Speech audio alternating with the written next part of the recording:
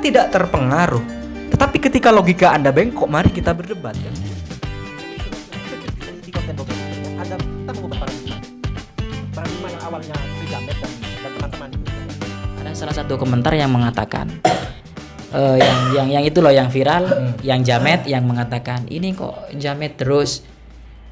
Ini apa kalau nggak salah itu yang intinya dia mengatakan apakah bagi komisi apa enggak gitu loh. Iya. Coba ini mari kita tanggapi karena saya salah satu yang balas komentar itu juga. Iya.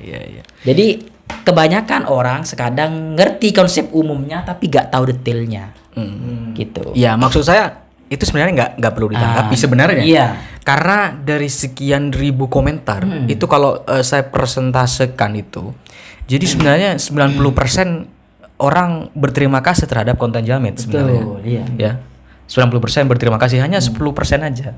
Tetapi memang ya karena diskusi memang menarik ya. Jadi teman-teman mungkin enggak tahu siapa, saya juga sempat balas mungkin ya. Banyak sekali teman-teman ini yang gatal tangannya untuk diskusi.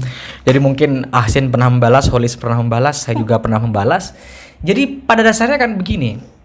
Ada banyak yang orang juga tidak sadar tentang Jamet itu. Ya, Jamet itu baru berapa konten kan, dan juga kita dianggap numpang tenar kan. Maksud saya begini, kalau dianggap kita numpang tenar, berarti kita memanfaatkan boger tanpa kita memberi sesuatu. Itu namanya numpang. Kalau kita bayar, kita namanya nyewa. Begitu kan? Iya. Kalau kita naik taksi bayar, itu bukan numpang. Karena kita bayar. Betul. Ini bisnis. Iya. Boger kita dapat bayaran. Betul. Kita bayar. Jadi bukan numpang. Betul. Nah, itu yang pertama. Konsep itu yang nggak dipahami orang. Itu yang pertama. Yang kedua, tenar itu coba kata kunci tenar itu di mana? Bukan di kita. Iya. Kata kuncinya di mereka yang menonton. Betul. Maksudnya begini ya. Konten boger itu kan ditonton sekarang saya lihat 550.000 orang. Emang kita yang nyuruh orang nonton? Itu. Enggak kan? Itu. Enggak kan? Karena kalau bicara itu sebenarnya kalau mau bicara kita mau mentenarkan misalnya, ekspektasi saya sebenarnya di konten boger itu tidak sampai 5.000 awalnya. Kita memang di awal kan sudah bilang, oh ini paling banyak nonton, paling banyak orang nonton 5.000 ini. 5.000 ini paling banyak. Saya enggak sampai itu. Lah, maksud saya begitu.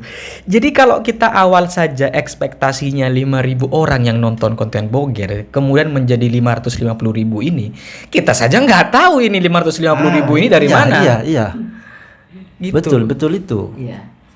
Gitu. Kemudian ini kan tadi kan nggak tahu kan dari mana. Itu yang selalu dititik tekankan pada publik bahwasanya dengan kita collab sama orang-orang yang beken, orang yang keren dan seterusnya, yang sudah punya subscriber banyak dan seterusnya, yang sudah terkenal dan seterusnya. Dengan begitu potensi kita dapat banyak uang, itu yang dipikirkan mereka. Nah itu persoalannya, kita yang buat kreativitas, kita yang buat ide, kita buat project, Mereka yang iri.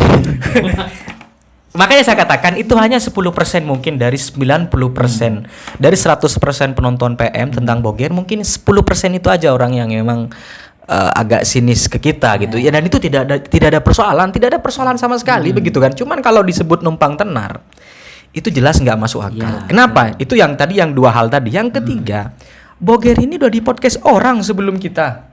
Betul. Kalau setiap kita berpodcast dengan boger dianggap numpang tenar, berarti semua konten yang dengan boger pasti tenar. Faktanya enggak toh? Betul. Iya. Gitu kan? Iya toh? Iya. Jadi kalau memang ada teman-teman yang bilang begini, wah numpang viral ke boger. Saya bilang boger memang layak ditumpangi. Dan semua orang yang nonton ini berhak numpang semua ke boger. Kenapa nggak lakukan? Iya. Ya itu maksudnya. Jadi begini, kita punya project, kita punya ide, punya gagasan, kita kolaborasikan, kita kemas menjadi satu karya, kita menggali boger tentang sisi positifnya. Itu karya loh. Selebihnya terserah penonton. Kemarin saya datang ke salah satu kafe.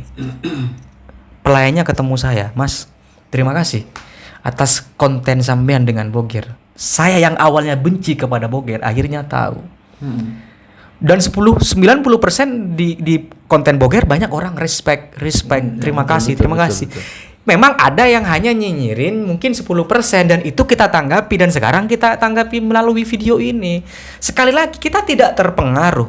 Tetapi ketika logika Anda bengkok, mari kita berdebat kan begitu. Kan begitu kan? Ya, jadi di konten Boger itu sebenarnya ada kita mengubah paradigma loh. Iya. Paradigma yang awalnya ke Jamet dan teman-teman itu yang bergaya style Jamet, nyinyir terus, tidak ada bagus-bagusnya, berubah loh gara-gara Boger itu. Iya. Makanya 90% orang menyadari itu. 10% saja yang tidak. Ini hitung-hitungan kasar dan itu yang ingin kita tanggapi hari ini. Sorry, ini tidak menanggapi teman-teman yang menanggapi baik tentang Boger, tidak. Tapi ingin menanggapi satu dari beberapa orang yang logikanya perlu diluruskan begitu. Kan begitu kan? Betul. Saya bukan menantang, tetapi kalau Anda berani, kita tunggu di sini. Kita tunggu di sini. Beneran. Kalau memang kita mau bicara logikanya gitu kan. Makanya saya terus terang dari kemarin saya kok agak mikir kalau kita numpang tenar ke Boger berarti setiap konten yang berurusan dengan Boger pasti tenar. Dan sebelumnya banyak konten-konten Boger tidak tenar. Dan ketika kita tenar banyak orang yang nonton sampai 500.000 dan kita mengundang lagi kok kita yang salah. Gitu kan. Kok kita kayaknya yang salah gitu kan, padahal itu ya inisiatif, itu karya, kita tidak merugikan ente gitu maksudnya kan. Iya. Gitu. Bahkan jika orang yang berkomentar pun care pada Boger dalam hal ini ya netizen itu yang komentar itu pedulilah dengan Boger. Mungkin satu hal yang tidak disadari adalah kita sebetulnya membantu sisi mungkin informasi yang mungkin mohon maaf setelah itu Boger juga diundang ke sini, ke situ dan seterusnya. Iya. Ini mungkin yang kita bisa bantu tapi tidak secara langsung kan begitu teman-teman. Iya betul. Iya kan? Kita tidak mengarahkan kok ini kalau semuanya mau mengundang mudik enggak. Cuman dengan adanya konten di kita yang viral tersebut kemudian Boger bisa ya itu bukan perantara kita juga. Kita gak mengakui hal itu sebagai perantara kita semata. Makanya sebenarnya ini nggak penting kita bahas sebenarnya. Nggak penting. Cuman kok kayaknya emang sesuatu yang belok-belok itu emang harus diluruskan begitu kan. Ada yang mengganjal kalau tidak diluruskan. Ada yang mengganjal begitu. Jadi kalau kayak seperti yang saya katakan tadi, kita naik taksi bayar, kita bukan numpang istilahnya bos, gitu ya. Gitu ya. Kita bukan numpang namanya. Kita naik motor orang kita bayar bukan numpang namanya. Kita gojek gitu ya. Ngojek kita. Naik taksi kita bayar, kita bukan numpang. Kita tidur di rumah orang, di rumah kos orang kita bayar, kita bukan numpang namanya. Yang dianggap numpang itu adalah kita manfaatkan tapi kita nggak memberikan sesuatu apa-apa gitu. Tetapi masa kita harus menyampaikan kita beri berapa kan tidak. Itu pada intinya. Jadi sekali lagi jadi banyak yang bilang baper kita. Nah, untuk itu perlu ya orang banyak komentar di situ juga saya balas. Misalnya orang minta komentarnya kok ditanggapi. Orang karena kita itu ya begini. Dengan kita mengomentari mungkin netizen yang tahu bagaimana kinerjanya di YouTube itu semakin banyak dikomentari juga menambah rating bagi kita sebetulnya. Jadi meladeni netizen yang komentar sebetulnya bukan sifat ataupun bukan karakter baper kita, bukan. Tapi tujuannya itu ya itu tadi mungkin meskipun sesuatu itu kurang penting, tapi kalau semuanya itu perlu diluruskan kenapa tidak kita luruskan kan begitu. Nah, plusnya lagi ya kita kalau semuanya sering balas kan semakin bagus main. Kan interaksi penonton semakin tinggi. Iya. Cuman netizen yang nggak tahu ini ya percuma kita bilang. Tapi ini juga rahasianya YouTube juga loh. Semakin tinggi interaksi video, maka YouTube itu akan semakin murah hati untuk merekomendasikan video itu. Betul. Jadi makanya kita nanggapin komentar itu bukan, ya emang agak repot netizennya, emang berdebat dengan netizen ini nggak bakal selesai ya, nggak bakal selesai. Cuman saya menemukan satu yang aneh begini. Jadi kalau ada netizen komentar nih ya, komentar kita balas, komentar lagi kita balas. Mereka bilang baper. Kita nggak tahu mana yang baper. Dalam sisi seperti itu nggak? Si netizen ini juga ikut balas kan?